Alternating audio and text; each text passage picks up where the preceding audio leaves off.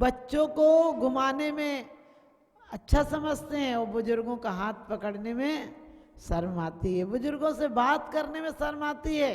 मुझे कल किसी ने बताया कि उनका कुत्ता मर गया तो उनने दूसरा कुत्ता लाए।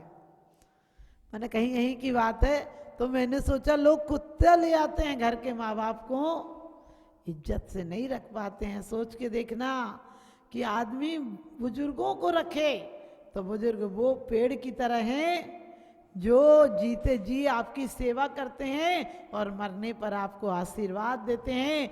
क्योंकि दोस्त बनकर दगा देते हैं लोग, दोस्त बनकर दगा देते हैं लोग, प्यार के बदले में सजा देते हैं लोग। एक माँ बाप का ही तो दिल ऐसा है, वरना कौन मुफ्त में दुआ देते हैं, वरना कौन मुफ्त में दुआ देते हैं। एक माँ है, कभी परदेश जाना तो पत्नी कहेगी मेरे लिए साड़ी ले आना, जेवर ले आना, बच्चे कहेंगे खिलौना ले आना, दोस्त कहेंगे मेरे लिए कोई गिफ्ट ले आना, लेकिन माँ कहेगी अपना ख्याल रखना और टाइम पर लौट आना। माँ कभी भी बात करेगी तो यही कहेगी तूने खाना खा लिया, तू ठीक से है कि नहीं।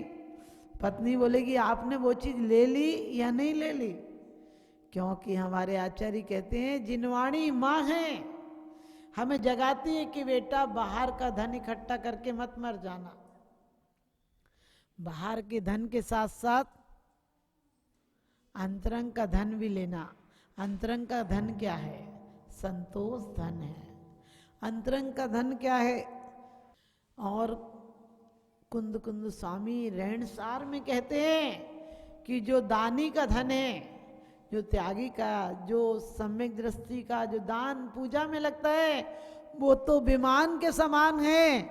और लोभी का धन शमशान के समान है कि उसे कितनी भी अच्छी अर्थी को सजाओ, जाकर वहाँ राखी होना है थोड़ी देर में।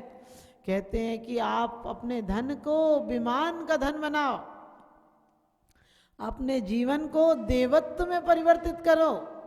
देव क्या करते हैं? भोगों को भोगते हैं, लेकिन सम्यक दृष्टि वहाँ भोगों की संपत्ति के बीच देवों जैसे वैभव देवों को प्राप्त होते हैं, लेकिन क्या भावना बाते हैं कि कब यहाँ से मुक्त होकर अपने अनंत चतुष्टय रूपी लक्ष्मी को पाऊं। ये लक्ष्मी क्या फायदा, ये मौत के पार नहीं जाती है। मौत कंगाल को और अमीर को एक सा कर देती है।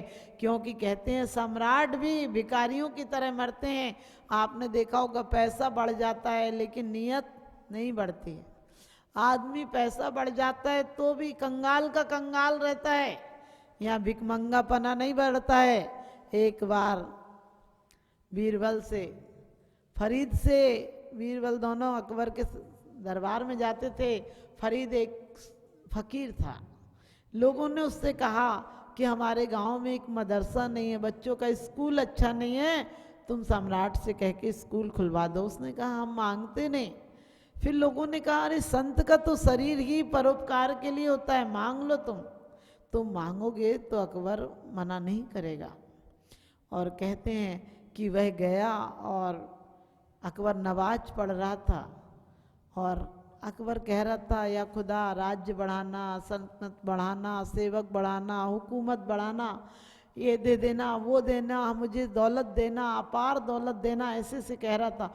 और अचानक फरीद 2 मिनट खड़ा रहा। वो तो आंख बंद करके मांग रहा था, फरीद वापस चला आया।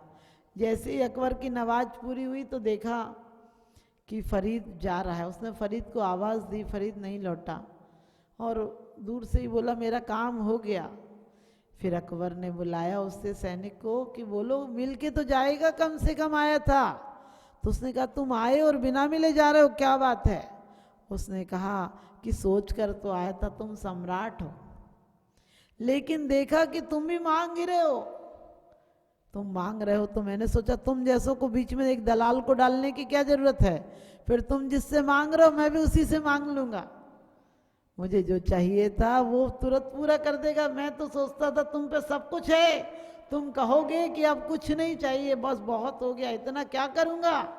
इसीलिए आचार्य कहते तृष्णा का गड्ढा कभी भरता नहीं है। दिन दिन जैसे जैसे तृष्णा बढ़े, लाभ लोभ को बढ़ाता है। जितना जितना लाभ होता है उतना उतना लोभ बढ़ता है। और जिस प्रकार से अग्नि की संगति से लोहे को भी पीटना पड़ता है, लोहे की संगति, लोहा गर्म होता है तो अग्नि भी साथ साथ पीटती है। इसी प्रकार से हमारी ध्यान अग्नि है, ये धर्म ध्यान में लगेगी तो कुंदन सा शुद्ध बना देगी, और वरना ये देह भी पिट रही है। आज तक हमने, हमारा वो भारत संपन्न देश था कि कोई आता था तो लोटा भर दूध लेकर पहुंच जाते थे उसके सामने, और ऊपर से मिश्री, चीनी, शक्कर, गुड़ लेकर और पहुंच जाते थे कि आप दूध पी कर जाओ। राम राज में हलवा पूड़ी, कृष्ण राज में घी, और कलयुग है भैया काला पानी फूक फूक के पी। अब आप समझ गए कि अब तो शुद्धता नाम की चीज नहीं रही, दूध तो कोई पीता ही नहीं। जिसको देखो वही चाय पीने में बड़ा मस्त रहता है, चाय पी लो चाय। हमने कही चाय चाय को बढ़ाती है। चाय जब शुरू में आई थी तो आपको पता है कैसी फ्री में बटी थी, और बाद में लोग पैसों में पी रहे हैं, हमें तलब लग गई है। इसी प्रकार से जो भी चीजें दुनिया की हैं वो सब भोग आसक्ति को बढ़ाती हैं, भोग और आसक्ति को बढ़ाती हैं।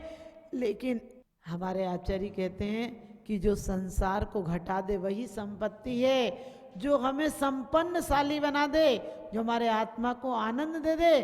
क्योंकि संपत्ति और सुख एक साथ नहीं होता है।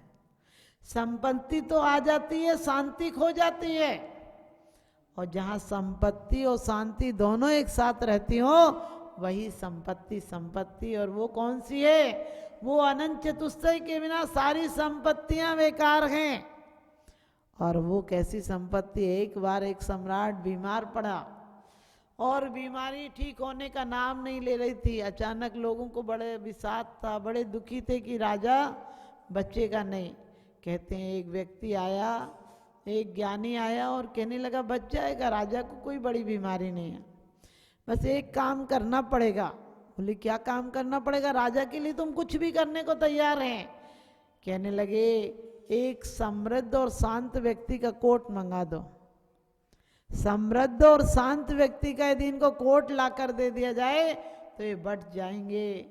और कहते हैं कि हर घर में सैनिक गए, हर घर में मंत्री गए और कहने लगे तुम समृद्ध हो? उसने कहा हम समृद्ध हैं। सबने कहा हम समृद्ध हैं। तो कहने लगे तुम्हारे पास शांति है? उन्होंने कहा शांति नहीं है। समृद्धि तो है लेकिन शांति नहीं है। और कहते हैं लोगों ने कहा अरे कोर्ट क्या, हम तो पूरा गोदाम दे देंगे, लेकिन हमारे यहाँ शांति नहीं, हम भी आ सकते हैं, हम भी चिंता में सोते हैं। रात में कब कट जाती है रात पता नहीं चलता है, न ढंग से खा पाते हैं न चैन से सो पाते हैं। अचानक वो लोग निराश होकर आए और कहने लगे अरे बड़ा बेकार था वो व्यक्ति, तो उसने ऐसा उपाय बताया कि कहीं मिल ही नहीं रहे उपाय। सब समृद्ध तो देख रहे हैं, शांत कोई नहीं दिख रहा है, सुखी कोई नहीं दिख रहा है। तो कहते हैं जब लौटने लगे तो कहीं से शाम के टाइम अंधेरा सा हो गया था, झुरमुट हो रहा था, लेकिन वहाँ पर कहीं से आवाज़ आ रही थी कि वीणा बजने की, बड़ी अच्छी गाने की। तो कहते हैं वो लोग गए, कहने लगे लगता है ये व्यक्ति सुखी है। और उससे कहा कि तुम सुखी हो? उनने कहा हाँ सुखी हैं। उनने कहा शांत हो? उनने कहा हाँ शांत हैं। उनने कहा समृद्ध हो? उनने कहा हाँ समृद्ध भी हैं। तो कहते हैं उनने कहा कि फिर अपना कोट दे दो, हमारा राजा बच जाएगा। उसने कही ध्यान से देखो, कोट तो कोट, हम पे लंगोट भी नहीं है। क्योंकि परिग्रह चिंता दुखी मानो, फांस तनकसी तन में साले, चाहे लंगोटी के दुख वाले। क्या कह दिया? उसने कहा कि हम तो फकीर हैं। तो कहने लगे तुम कह रहे थे शांत भी हैं, सुखी भी हैं, समृद्ध भी हैं। उसने कहा जिसका अंदर का भिखारीपन मिट जाता है वो सुखी ही रहता है, उसे जीवन में कोई दुख नहीं रहता, उसे कोई चिंता नहीं होती है।